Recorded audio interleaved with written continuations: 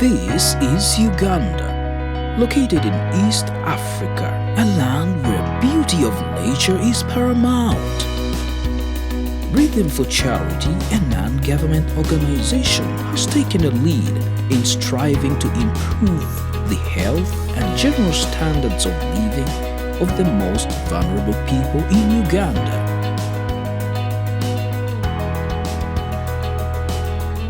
Many women and children from poor and rural backgrounds in Uganda suffer the most from hunger and poor health care.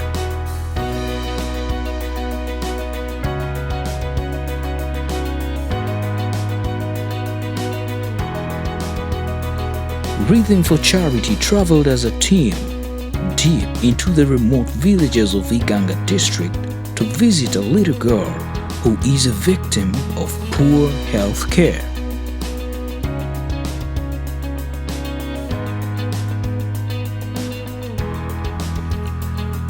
Mastula was born a normal baby but ended up becoming disabled after her feet were cut off due to an unknown disease that attacked her during her infant stage of life.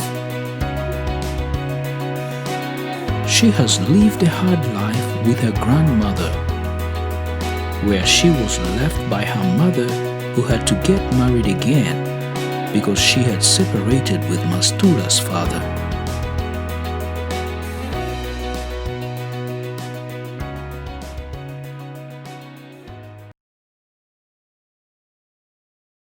What is your name and what is your relationship with the girl?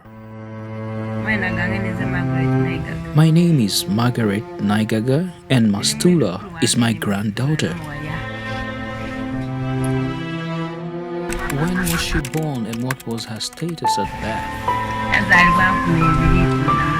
Mastula was born in December 2011 and was very normal with both her feet. What exactly happened to her?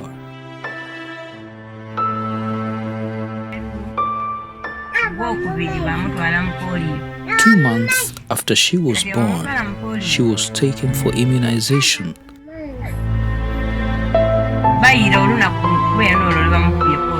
And later that day, she experienced a bit of fever due to the immunization. Unfortunately, the fever didn't stop. She grew weaker by the day.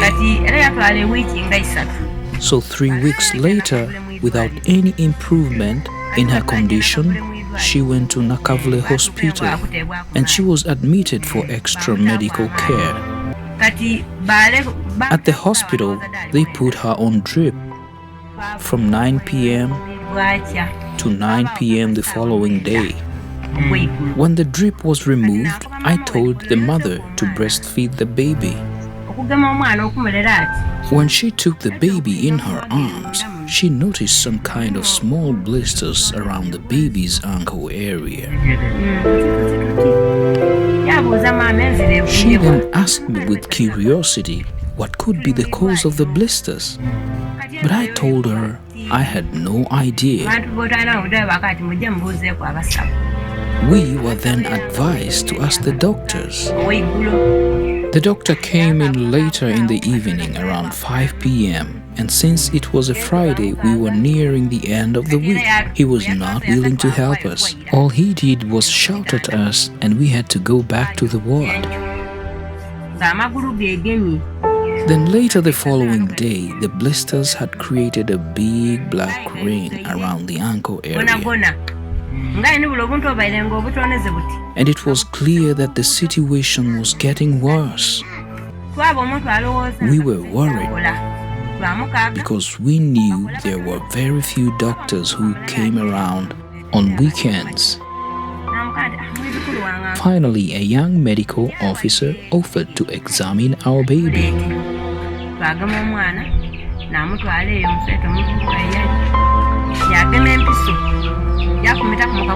After he examined the baby, he told us the problem could not be handled at the health center and he advised us to go to Jinja Main Hospital for further examination and treatment.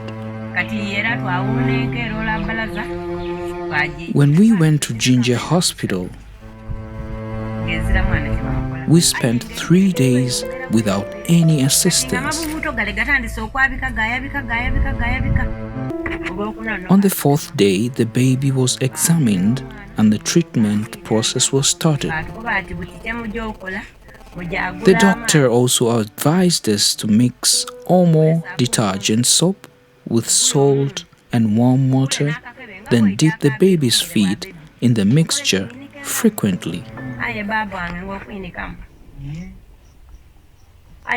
The baby went through a lot of pain and she cried all day and night.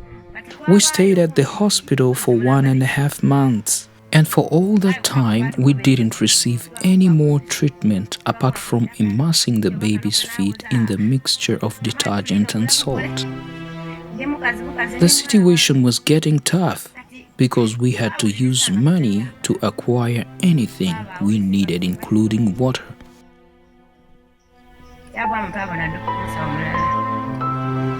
So one day we asked the doctor what was going on, because we didn't see any change or improvement in the baby's condition. The doctor finally told us the truth, that the baby's feet needed to be cut off. We looked at him in disbelief, but we had nothing left for an option.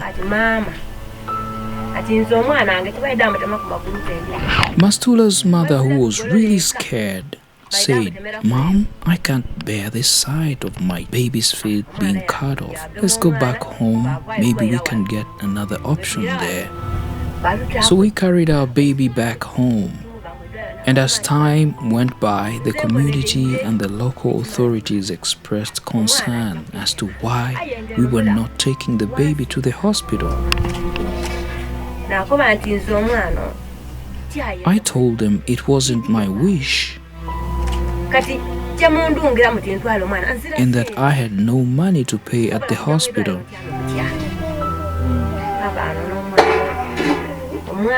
We really had a tough time. The baby was okay in the other parts of the body, but the feet were in such a terrible condition.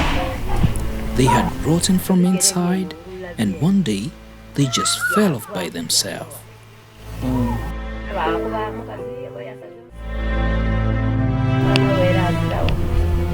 By the time my daughter, who was the mother of the child, had left, and I was all on my own with the baby.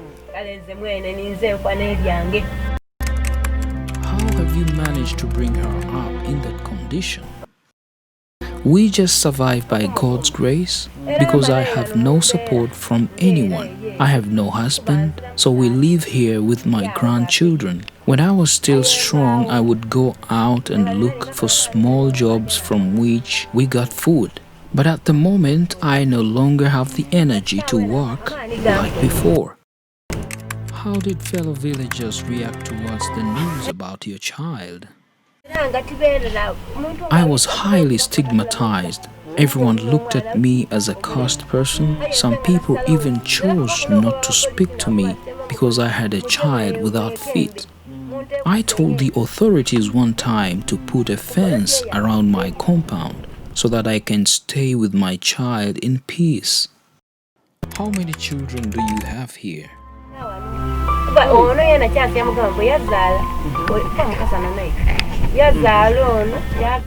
All the children I have here are my grandchildren. Mastula is the first, then the other 3 belong to my daughter, who was also left by her husband after having 3 children with him.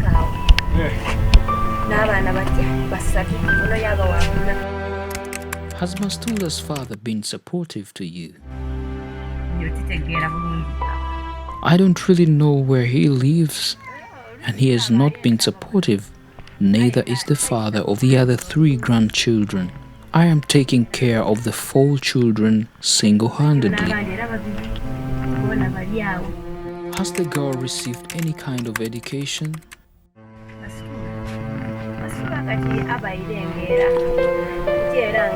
Mastula has been going to school.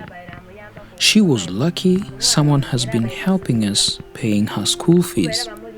But of recent, he stopped paying and I don't really know what happened. But she was in primary 3. What is your future plan for the girl? Mastula's future can only be determined by God. I left it all to God. How do you plan to make her dreams come true? It's all in God's hands. I can see God's hands at work already. Because I never dreamt that Mastula would have this kind of visitors who have shown us such a miracle today by bringing us all these items. So it's by God's grace that she lives today. And I am certain that He will protect her even when I'm gone. What is your most urgent need at the moment?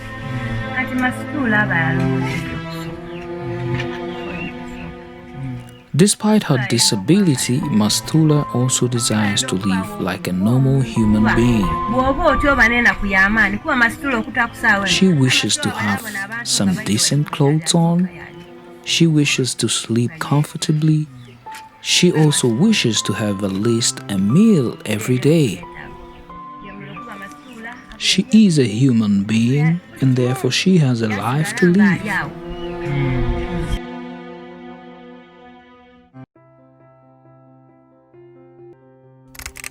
What is your name? My name is Mastula. Who do you live with? I live with my grandmother, Margaret Naigaga. Have you ever left home for any reason? No, I'm always at home. What did you feel when you realized that you were different from other children? I felt so bad and unfortunate. How do other children treat you when they see you? Others like me, but most of them don't like me. They don't want to be around me. What can you do by yourself without any assistance? I do wash the utensils on my own. What is your favorite food? My favorite food is rice. What are your future dreams?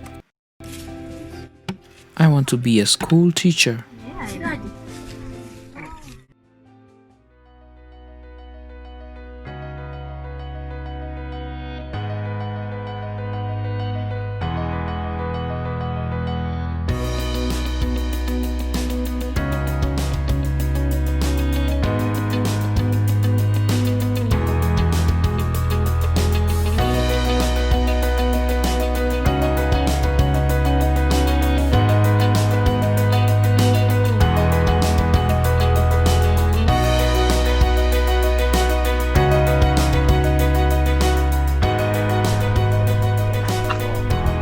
Tukolako katono ye yatukiriza ebisigadde era twebaza dada okwewaayo kulabirira abaana bano Madam Mastula.